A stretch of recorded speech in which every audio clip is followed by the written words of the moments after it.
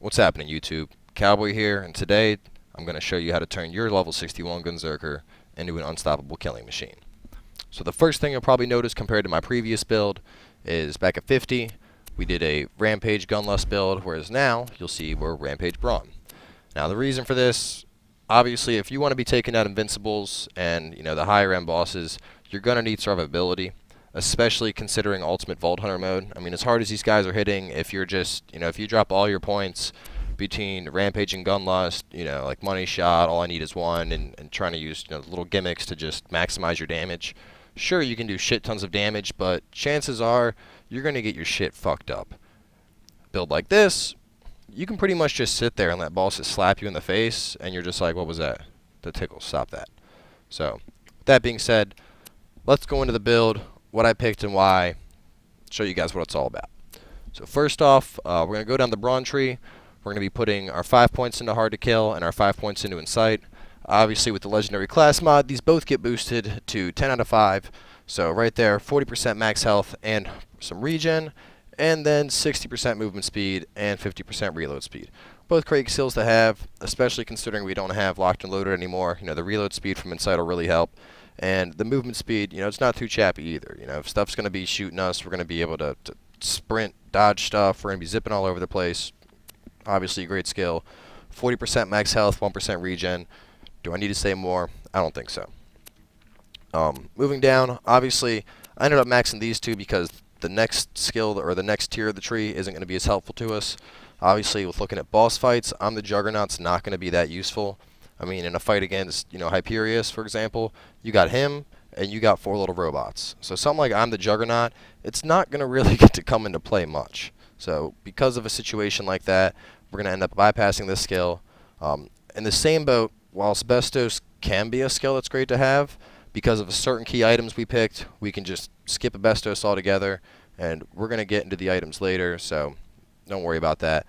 We'll get there when the time comes. Moving down from there, though, into our next tier, we picked up Ain't Got Time to Bleed. While we're Gunzerking, 4% health regen per second, awesome skill to have. I mean, just by Gunzerking, we obviously gain some, we gain damage reduction, we gain health regeneration. We're going to add another 4% onto that. We got 1% here, and then as we get farther in the tree, we get another 2% from Sexual Tyrannosaurus. Needless to say, it gets pretty ridiculous in terms of health regen. But moving down to the next tier, Busta Can't Slow Down, 50% movement speed while Gunzerking. On top of that, legendary Gunzerker class mod, we got 20% movement speed while Gunzerking. So right there, we're looking at 70% increase in speed while we're Gunzerking. On top of that, if we end up getting shot, Incite's going to go off another 60%. And what it really comes down to is it just ends up being extremely effective, especially when you consider stuff like the Hyperius jumping at you, Varcadius, how he'll charge you. Having that extra movement speed in your build is going to be stupendous later, just because you're going to be able to, zip around the map. You're going to be able to dodge all the dumb shit that usually gets your character down. It's going to help out a lot. Moving into our next tier, obviously Sexual Tyrannosaurus, add more health regen, no downside. Finally, we got Come At Me, Bro. And, I mean, while the massive damage reduction from this is nice, my main reason for getting this is the full heal, which, I mean, as long as you do it right, if you just mash your action button, there's a good chance you'll end up popping this as soon as you go into Gunzerk, so do be careful with that. But if you actually utilize this skill, I mean, my favorite example is the Hyperius fight, just because he can do one blast, you Gunzerk, and you're usually full health. He does his second blast, you use Come At Me, Bro, you're back to full health. I mean, the applications are endless, but having a full heal while you're Gunzerking is always going to be useful. Moving over from there, obviously we got 1 point in locked and loaded and quick draw to benefit from our legendary class mod. But going into the rest of this tree, get 5 points in inconceivable, chance to free ammo, always something good to have. And another thing to consider is with this build, obviously we got a ton of health regen. We don't got a lot helping out our shield. So majority of the time we're fighting, our shield's probably going to be down. So Inconceivable actually has a relatively high proc rate, and especially when we combo that with certain weapons like the Butcher. I mean, there's been times where I'll be shooting the Butcher and it'll just kind of like hang at like the 9 bullets in the clip mark and sit there for like 30 seconds while I'm holding down the trigger. So Inconceivable is definitely a core skill we're going to want to pick up. Moving down from there, lasts longer, 15 seconds more into Gunzerking. Obviously another core choice that's going to be awesome to have. Down from there, we got I'm Ready Already. 25% towards the cooldown rate.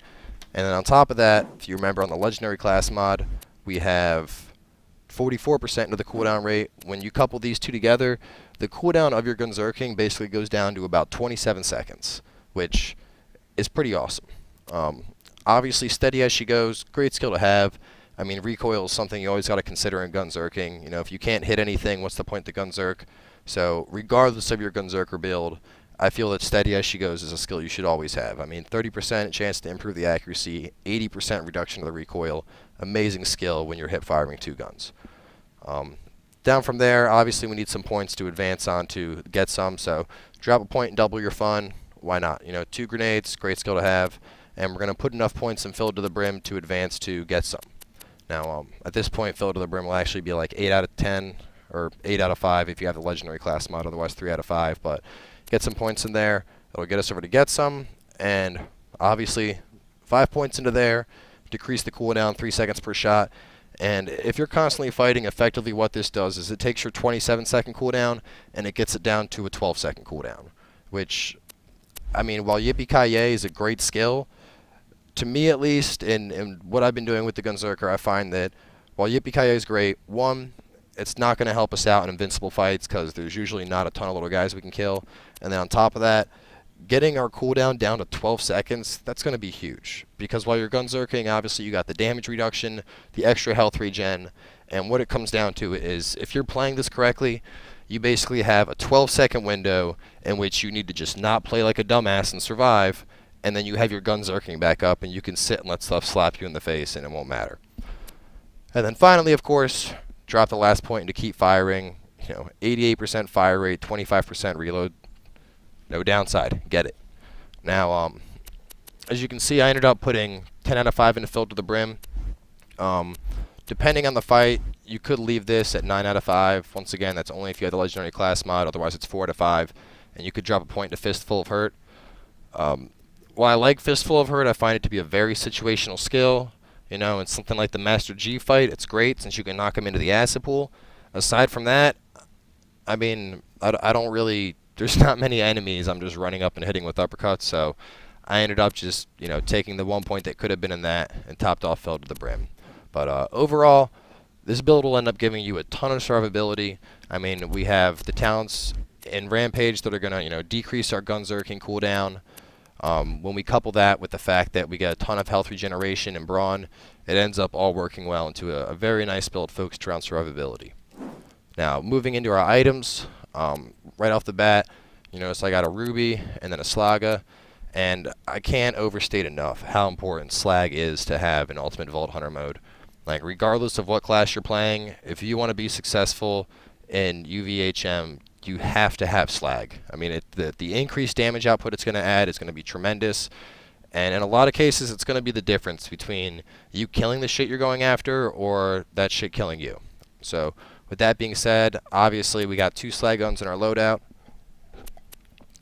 The Ruby is great to have, and I ended up coupling it with a DP Unkempt Herald.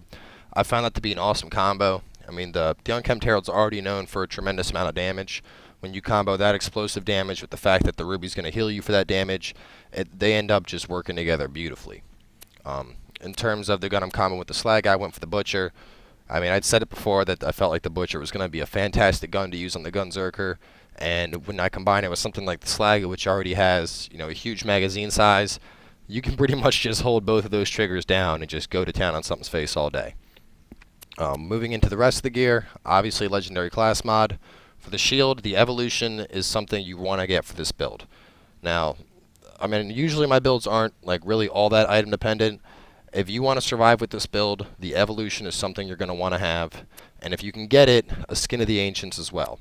Now, the reason for this is comparing the evolution to the Neogenitor, the biggest difference is the evolution has a higher capacity and a lower recharge rate, whereas the Neogenitor, the capacity is usually a bit lower and the recharge rate's a bit higher. Well, since the health regeneration on this increases in proportion to the amount of damage your shield's taking, by having a better capacity, that equates out to more health regeneration. So in that aspect, the evolution is a superior choice to the Neogenitor for the Gunzerker. Not only that, Obviously, this shield comes with a ton of max health, you know, an extra 100,000 health on it, and 86% elemental resistances. Now, the 86% elemental resist is what's really going to make this sexy when we combine it with Skin of the Ancients, because we got 86% there. On the skin, we got Fire, Shock, and Corrosive, all above 25%. Now, I doubt it's directly additive, because, I mean, fire damage will still hurt me.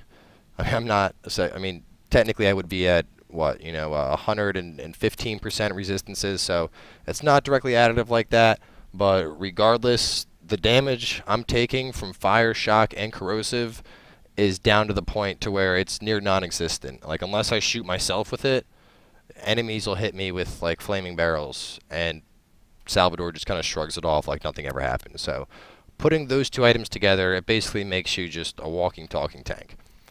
Finally, I ended up going for an O negative. I just found it to be, you know, it's a great grenade for the build. I mean, it's got the Ancients, so it's a health transfusion grenade. And one thing to keep in mind is, obviously, with double your fun, you throw 2 grenades when you're Gunzerking, and like I said, we can get the cooldown down to roughly 12 seconds. So a great thing to get into practice of is, as your Gunzerking's about to end, toss out a couple grenade sets, and these are basically going to go off, and they're going to give you that extra health regen you need to stay alive just for the 12 seconds while Gunzerking's down. So that being said, let's jump into the build, make some friends. Who's this guy? What are you doing? Yeah, you can just see already, like, the damage output that putting the Ruby and the DP Herald together, it's just kind of melting shit. And I wish these guys would stop fighting each other and come after me just so I could demonstrate their survivability aspect. This guy's just retarded, I guess. We'll just kill him. We'll get him to do it next round. Next round they'll come after us.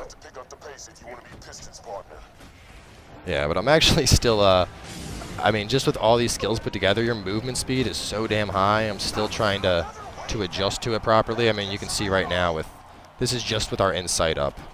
With the insight and Zerking up together, we end up basically flying across the damn map. So, I'll show you. So right now we're sprinting. Now insight's up. Now we're Gunzerking. And you can see we're basically moving faster than the vehicle. So, lets you avoid all kinds of shit. But, yeah, as you can see right now, we're just kind of sitting here. I mean, we're not even fighting back. I mean, given not every enemy is attacking us, just the raw health regen we have from Gunzerking, coupled with the Skin of the Ancients, and then the evolution. Like, this guy isn't doing much. Let's, like, get right in the middle of this scuffle, see if these guys can do anything to us. I mean, we're just... I think I've established my point. You pretty much just get to hang out and not worry about anything. So, obviously, here's our 12 seconds where we got to stay alive, get our Gunzerking back up. You can see all those little transfusions coming over for us. I mean, we don't even need them right now, but they're going to top us off anyway. Let's toss some of these things out. And another great thing about the transfusion grenades is they're also great where it's like if you get up a second wind from those, you usually come out of your second wind fully healed as well. But let's switch it up, use our slag and interfacer. God, I'm shooting so fast on this guy. I mean, you can see with the interfacer right now, we've been just kind of holding this down. And okay, finally ran out. But just to show you a difference in damage here with slag too. Let's see this guy. This guy's a shield up too, so he's taking a while to get down. Yeah, see, not really dying, right? Not really dying too fast. Let's slag him up. Oh shit! Assuming we don't die. Like I said, that crucial 12 seconds. The crucial 12 seconds. Oh, let's back up. So now we're gonna slag this guy, and then we're gonna shoot him. Oh, we went down. But he's slagged already, and he's dead.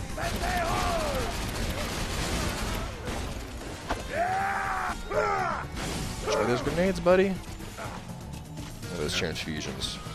And the health these things get you back is actually crazy. Look at this. Oh, look at that heal. Loving it.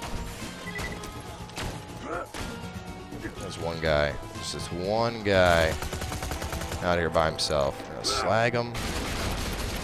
Knock him out. We got one more wave. Actually, before the last wave starts, because I think I've already demonstrated how ridiculous hard it's going to be for enemies to kill you with evolution, Skin of the Ancients, and the health build. Another fun thing I was doing, and this was actually a build that somebody else come up with a while ago. I don't remember exactly who it was. It was just, I saw it on the forums back at like level 50. And it's a bit of a gimmicky build, but it's something funny nonetheless. So I figured I'd put it out there, get it a little bit more publicity because it is a fun build to use every now and then. But basically, combining the Orphan Maker with the Ruby and the Flame of the Firehawk. Basically, your Flame of the Firehawk, as you already know, when it starts going off, it'll keep going off until the shield begins to regen. Well, the Orphan Maker, as you can see, does damage to you. So, the basic idea behind this build, and it's not really a build, it's more just a particular item loadout, but we're going to get our shield to go off, and now we're going to Gunzerk. And especially with the actual build I have with all the movement speed, basically, as long as you keep shooting the Orphan Maker, so that you keep doing just a little bit of damage to yourself to stop your shield from regenerating, your Firehawk will continually proc off. And since you're using the Ruby will ensure that all the damage the Firehawk's doing goes directly into your health. So it's a bit of a bit of a gimmicky build, but nonetheless, it certainly is. It's a funny thing to do every now and then. Either way, back to my actual build. Get my stuff back on. Oh man, you can see as soon as the Gunzerking stopped, things got a bit dangerous there. Hey, and we're back to Gunzerking. Look at this Arya and Goliath. Dead. Where are these guys even at? Oh, I still have my old shield on. I was like, what is going on here? There we go. Back to the unstoppable salve that mine is. Where is this guy hiding at? This is why I miss my deliverance sometimes. There they are. Yeah, you're dead. This guy's dead. And we got one more. I mean, while I am still a fan of, you know, Gunlust Rampage, honestly, the survivability it's key. And in a build like this, I think you can see how hard it is for stuff to kill you. I mean, we had that one point where, you know, we were just sitting there for about 30 seconds with stuff beating on us, and they didn't even really, you know, put a dent into our health. So, needless to say, guys, you want a build that's going to be good in boss fights or just running around in general, get the item, spec it out, you're an unstoppable killing machine. But that's it for the Gunzerker. Necromancer should be up next. Well, Necromancer will be up next. Just need a few more items for it. And then, of course, following that, in May, we'll have Krieg the Psycho. So, as always, thanks for watching. Hope you enjoy the build. Let me know what you think, any item suggestions you think I could add into it. And we'll see you guys with our next video.